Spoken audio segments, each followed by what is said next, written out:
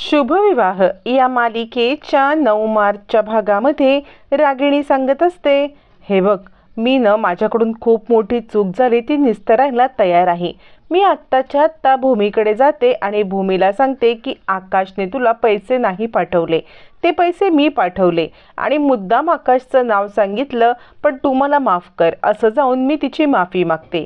आकाश म्हणतो, आत्या आत्या ऐक, या सगळ्याचा काही उपयोग होणार नाही. आत्ता जर तू भूमीला भेटायला गेलीस ना, तर तिला असं वाटेल की तू मुद्दाम हे सगळं प्रकरण निस्तरण्यासाठी खोटं बोलते आहेस आणि माझ्या बाजूने तिला मन वळवण्यासाठी हे सगळं करतेस. याचा काहीही उपयोग होणार नाही. पण यापुढे मी तुम्हाला सगळ्यांना हात जोडून विनंती करतो की मला विचारल्याशिवाय अशी कोणतीही गोष्ट तुम्ही कुणीही करू नका. असं म्हणत आकाश आता रागिणीला पण थोडंसं खडसावतो. आजीला पण खूप वाईट वाटतं. इकडे आता रागिणी म्हणते, आकाश, यापुढे तू म्हटल्याशिवाय मी कोणतीही गोष्ट भूमीच्या बाबतीत करणार नाही. आकाश म्हणतो, प्लीज, कारण या सगळ्यामुळे कॉम्प्लिकेशन्स वाढत चालले आहेत. आता मात्र आकाश आपल्या रूममध्ये निघून जातो. रागिणी रडतच बसते आणि ती आता जाऊन आजीला मिठी मारते. आई, अगं, मी हे मुद्दाम नाही का केलं, हे मुद्दाम नाही केलं मी, हे चांगल्या हेतूने केलं. आजी म्हणते, हो ग रागिणी, तुझा हेतू चांगला होता, तू नको बरं वाईट वाटून घेऊस. यावरती रागिणी म्हणते, नाही ग आई, मला खूप वाईट वाटतंय. आजी म्हणते, नको रागिणी, स्वतःला त्रास करून घेऊ नको. असं म्हणत आजी रागिणीला समजवत असते, पण मनातल्या मनात रागिणी भलतीच खुश होते. चला, एक डाव तर आपला यशस्वी झालेला आहे. तोपर्यंत इकडे आता भानुशाली वकील भूमीला भेटायला येतात. दोघं जण जिलेबी खात असतात. त्यावेळेला भानुशाली म्हणतात, मैत्रीतला पहिला नियम आहे की मैत्रीमध्ये एका मित्राने दुसऱ्या मित्रापासून काहीही लपवून ठेवायचं नसतं. तर मला एक गोष्ट सांगा, तुमच्या मनामध्ये काही सल आहे का? तुमच्या मनात काही सल असेल तर तुम्ही ती मला सांगा.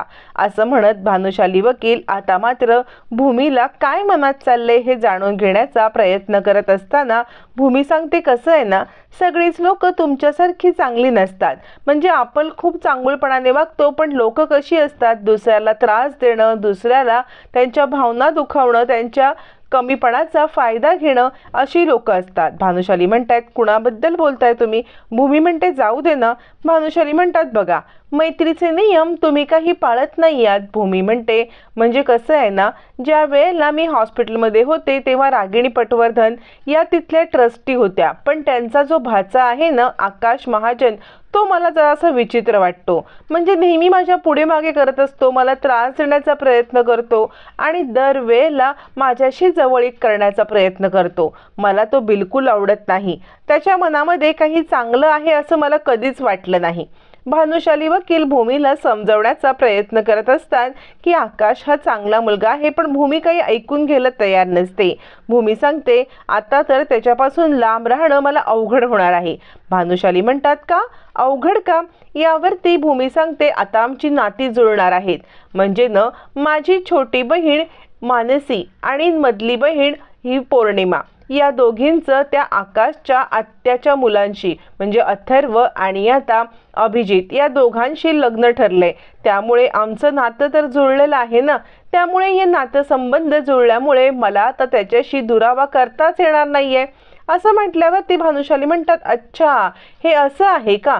यावरती भूमी म्हणते, जाऊ दे, तुम्ही या सगळ्याचा लोड घेऊ नका. कसं आहे ना, बोलल्यामुळे माझं मन हलकं झालं.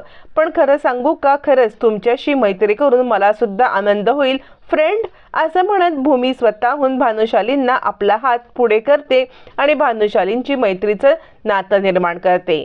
म्हणजे आता याच्या आधी क्लायंट आणि वकील हे असलेलं नातं भूमीच्या विसराळूपणानंतर मैत्रीत बदललेलं असतं. भानुशाली खुश होतात आणि आता भूमीला तिच्या घरी सोडतात. तोपर्यंत इकडे आता आकाश आपल्या रूममध्ये विचार करत असतो भूमी बोललेल्या सगळ्या गोष्टींचा. त्याला भूमीचं वागणं काही कळतच नसतं. तो जेवढी उमेद बांधत असतो तेवढीच उमेद तो दरवेळेला हरत असतो. दरवेळेला भूमीच्या बोलण्यामुळे तो खचत असतो. तितक्यात तिथे आजी येते आणि आकाश, काय झालं?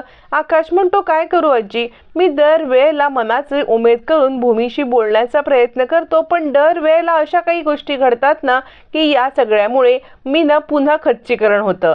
यावरती आजी म्हणते, आकाश, हे बघ, या सगळ्यामध्ये तुला हे विचार करण्याचा काहीही गरज नाहीये. आपण काय ठरवले, आपण उमेद हारायची नाही तर आपण पुन्हा उभारी धरायची, तिला पुन्हा नव्याने प्रेमात पाडायचं आहे ना. असं खच्चीकरण झालं तर कसं होईल बाळा, असं म्हणत आजी आता आकाशला समजवत असते. तोपर्यंत इकडे आता भूमी घरी येते. भूमी घरी येते त्यावेळेला हळद उठणं या सगळ्याची जोरदार तयारी चर्चा चालू असते. भूमी म्हणते काय चाललंय हे सगळं. यावरती नीलांबरी म्हणते अगं हो, तुला सांगायचंच राहील, आजींचा फोन आला होता. पुढचे 6 महिने मुहूर्त नसल्यामुळे या 2 दिवसानंतरचा मुहूर्त त्यांनी धरलेला आहे. यावरती मानसी म्हणते हो, हळदीची, हळद कुटण्याची किंवा बाकी सगळी तयारीची आमची धावपळ चालली. भूमी म्हणते 1 मिनिट, 2 दिवसावरती हे इतकं घाईघाईत तुम्ही का करताय बाबा, असं का बरं करताय तुम्ही. यावरती आता मात्र इकडे माधवराव म्हणतात अगं भूमी बाळा, आपल्याकडे दुसरा पर्याय नाहीये. त्यांचा फोन आला होता, त्यांनी सांगितलंय काहीही झालं तरी 2 दिवसांनी लग्न करायला पाहिजे. तू काहीच काळजी करू नकोस. प्रशांत म्हणतो हो भूमिताई, तू खरंच काळजी करू नकोस. अगं आकाश न खूप चांगला आहे, तू त्याच्याबद्दल मनात राग धरू नकोस. आणि अथर्वला मी पर्सनली ओळखतो, तो माझ्या कॉलेजमध्ये आहे. अथर्व मनूसाठी खूप चांगला आहे. नीलांबरी म्हणते आणि हो, ते दोघं जण महाजन गार्मेंटमध्ये आहेत, म्हणजे चांगलंच आहे ना आर्थिक परिस्थिती. भूमी म्हणते 1 मिनिट थांबा सगळ्यांनी, तुम्ही सगळे खूप घाई करताय. म्हणजे इतकी घाई करून तुम्हाला करायचंय काय, खूप घाई नाही का होत आहे. ते काही नाही, मला आजींसोबत बोलायला पाहिजे. मी आजींसोबत बोलते आणि मग गोष्टी कशा होतात ते आपण ठरवूया. आता मात्र माधवराव हतबल होतात. भूमीला कसं समजावावं, काय करावं त्यांना काही कळत नसतं. आता मात्र भूमी सांगते नाही, इतक्या घाईघाईत माझ्या 2 बहिणींची मी लग्न लावून देणार नाही. आणि ती आत निघून आजीला फोन करायला जाते. आता मात्र इकडे नीलांबरी डोक्याला हात लावते. माधवराव म्हणतात आई योगेश्वरी, आत्तापर्यंत आम्ही निभावलं, आता यापुढे तूच बघ ग बाई, असं म्हणत आता योगेश्वरी आईला हात जोडतात. इकडे आजी सांगत असते हे बघ बाळा, आपण उमेद हारायची नाही ठरलंय ना. आई योगेश्वरी काहीतरी चांगलंच करेल. तेवढ्यात भूमीचा कॉल आता आजीच्या मोबाईलवरती येतो आणि आकाश तो कॉल उचलतो. आकाश म्हणतो हॅलो. यावरती भूमी म्हणते तू फोन उचललास का. त्याचवरती आता भूमी खूप चिडते आणि म्हणते आजीचा फोन आहे ना, मी आजीला कॉल केला होता, तू का बरं कॉल उचललास. आकाश म्हणतो अगं आजीने फोन तिचा मला चार्जिंगला लावायला दिला होता आणि मग त्याच वेळेला तुझा कॉल आला. जर कॉल उचलला नाही तर तू फोनमधून चिडशील ना. आणि सकाळचंच तुझं चिडणं मी अजून सहन करू शकलो नाही, आता अजून तुझं चिडणं नाही हो मला सहन होणार. यावरती भूमी म्हणते मला आजीसोबत बोलायचं होतं. तुझ्या आजींचा थोड्या वेळापूर्वी आमच्या घरी फोन आला होता की 2 दिवसावरती लग्न आहे, तर मला हे लग्न 2 दिवसावरती करायला जमणार नाही. यावरती आकाश म्हणतो काय प्रॉब्लेम आहे, चांगला आहे की मग 2 दिवसात लग्न झालं तर बरंच होईल ना. यावरती भूमी म्हणते नाही. आकाश म्हणतो अगं आजी सांगत होती की 2 दिवसानंतर 6 महिन्याचा मुहूर्त आहे, त्यामुळे लग्न करायलाच पाहिजे. भूमी सांगते काही हरकत नाहीये, 6 महिन्यांनी लग्न करू. आता मात्र आकाश आजीला हळूच बोलतो आजी अगं ही काय बोलते बघ, 6 महिने लग्न करू. आजी त्याला खूण करते बोल बोल रे तू बोल. मग आकाश म्हणतो हे बघ, 6 महिन्याने लग्न करायचं म्हणजे तुला माझ्याशी सारखं भेटायचं आहे वाटते. भूमी म्हणते उगाच काहीतरी गैरसमज करू नकोस बरं का. यावरती आकाश म्हणतो म्हणजे बघ ना, 2 दिवसांनी लग्न झालं तर 2 दिवसच तुला मला झेलावं लागेल.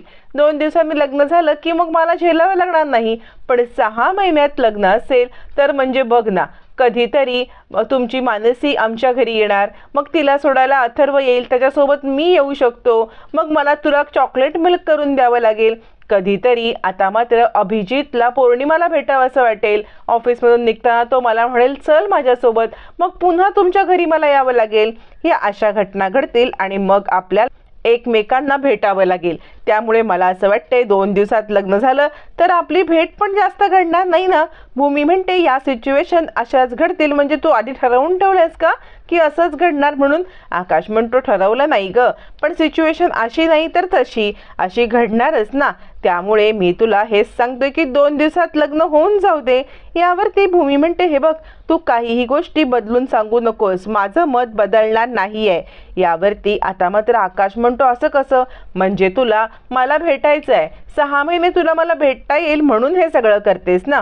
यावरती भूमी म्हणते, उगाच गैरसमज करून घेऊ नकोस, माझ्या माणसांसाठी मी काहीही करू शकते. यावरती आकाश म्हणतो, तेच तर तुला सांगण्याचा मी प्रयत्न करतोय ना. म्हणजे तू माझ्यावरच्या रागापोटी तुझ्या 2 बहिणींवरती राग काढतेस हे कळतंय का तुला? त्यांना म्हणजे मानसीला आणि अथर्वचं एकमेकांवरती प्रेम आहे. 6 महिने अजून त्यांना दूर ठेवणार आहेस का? माझ्यावरच्या रागापोटी तुझी नाती तू दुखावणार? असं म्हणत आकाश मेन मुद्द्याला हात घालतो, भूमीला अचूक पॉइंटला पकडतो आणि भूमीकडे आता कोणताही उपाय नसतो हे लग्न पुढे ढकलण्यासाठी. 2 दिवसावरती होणाऱ्या लग्नासाठी भूमी होकार देते आणि फायनली आता मात्र 2 दिवसामध्ये लग्न होतं. लग्नाच्या वेळेला मात्र आता इकडे पौर्णिमाने केलेल्या कारस्थानामुळे भूमीला ती पत्रिका दिसू नये यासाठी मुद्दाम आता आकाश धावत पळत जाऊन ती पत्रिका घेतो. त्यात पण भूमीला संशय येतो आणि ती जोरात ओरडते, काय करतोयस तू? काय आहे हे सगळं? काय लपवतोयस? पण आकाश ती पत्रिका काही दाखवत नाही. आता पौर्णिमाने ही पत्रिका लपवले हे आकाशला समजलेलं असतं. या सगळ्यामध्ये आकाश पौर्णिमाला कसा धडा शिकवणार आणि पुढे सगळं कसं सुरळीत होणार हे मात्र येणाऱ्या भागातच कळणार आहे.